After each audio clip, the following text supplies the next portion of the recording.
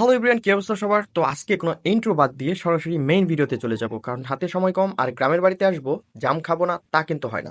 তো যেই বলা সেই কাজ, সবাইকে নিয়ে একদম গুছিয়ে চলে আসলাম জাম গাছের নিচে জাম খাওয়ার জন্য। এখন আর গ্রামের বাড়িতে গেলে আগের মতো ফ্রেন্ড সার্কেল পাওয়া যায় না, কেউ বা প্রবাসে, কেউ বা চাকরিতে, কেউ বা আবার ব্যবসা। তো যাই হোক, গ্রামে যে কজন আছে তাদের মধ্যে কয়েকজন ব্যবসা করে, তবে আজকে তাদের ব্যবসা স্টপ করে দিয়েছি আজকে জাম পারবো বলে। এই যে দেখতে পাচ্ছেন, আমরা সবাই মিলে চলে আসছি জাম গাছের নিচে এবং একজনকে উপরে উঠিয়ে দিলাম।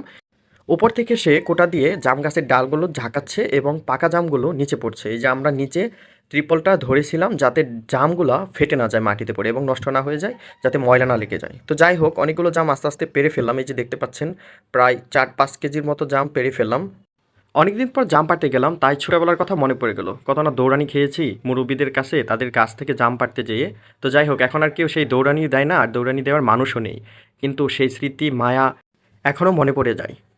তো যাই হোক ভাই, আর ইমোশনাল হয়ে লাভ নাই, এখন আমাদের জাম খেতে হবে। দেখতে দেখতে অনেকগুলো জাম পেরে ফেলছি, তো চলেন ভেতরে যাই, ভেতরে যেয়ে জামগুলোকে নিয়ে ভর্তা বানাই। তো বন্ধুরা, আমাদের ভর্তা বানানো শেষ এবং খাওয়াও প্রায় শেষ। এই যে দেখতে পাচ্ছেন, অর্ধেক বাটি শেষ করে ফেলেছে এরা।